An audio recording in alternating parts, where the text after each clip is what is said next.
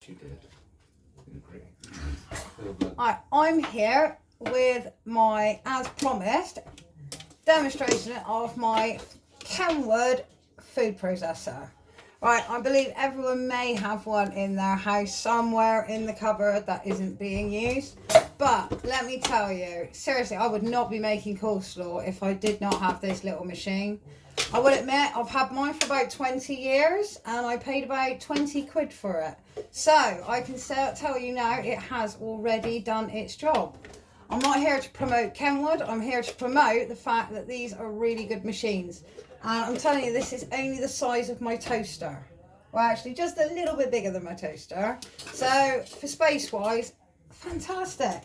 But if you get yourself one of these, you will be making coleslaw all the time. So, what I've already got here is the cabbage that I actually prepared. It's got to be at least 2 weeks ago.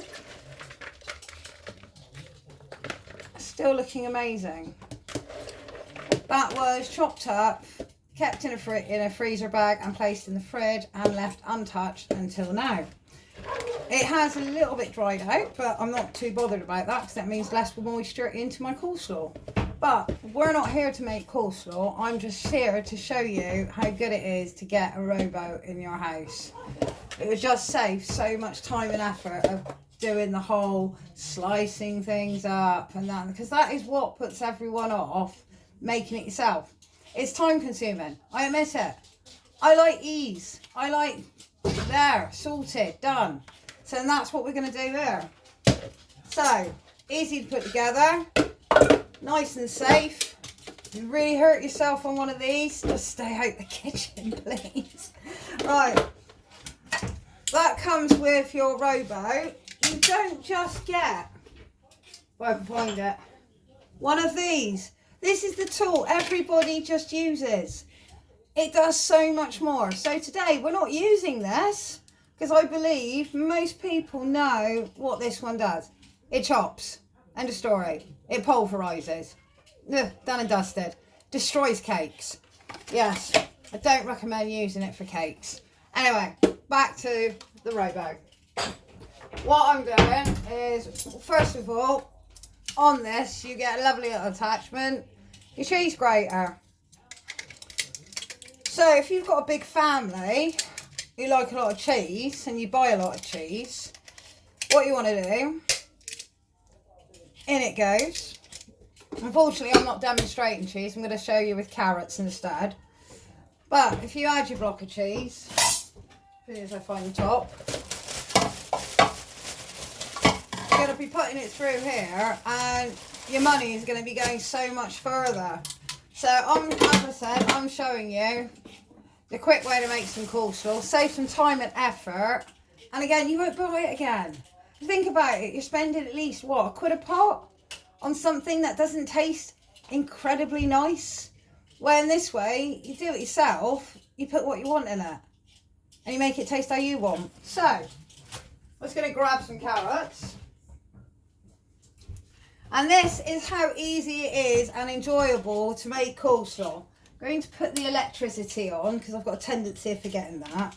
I'm going to pop our lovely little carrots in like that. And we're just going to hit start. And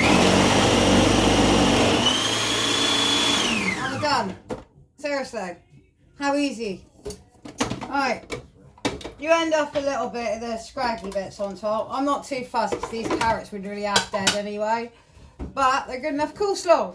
So they can go in the crappy bin. So, there you have it.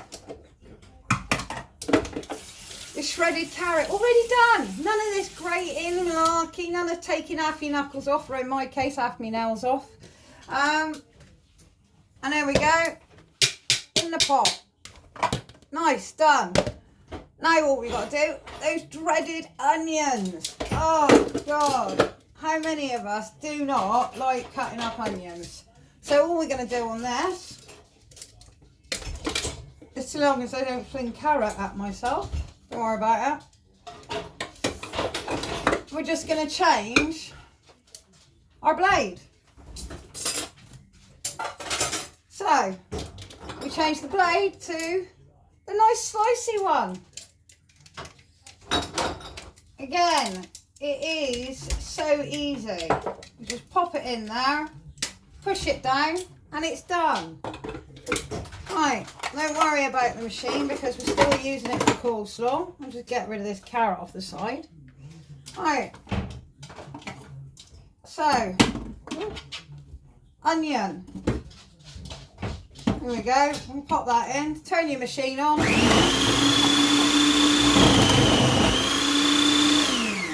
And we're done. So, that is me showing you, seriously, how good to have a food processor in your house. That's my coleslaw mix already done. All I've got to do is what I add to it. I'm going to carry on and get that done. As I said, this was just to show you the so many more uses that you can get out of your food processor than just blending. These onions are starting to get to me already. So, this is my food processor, my small Kenwood that cost me 20 quid 20 years ago.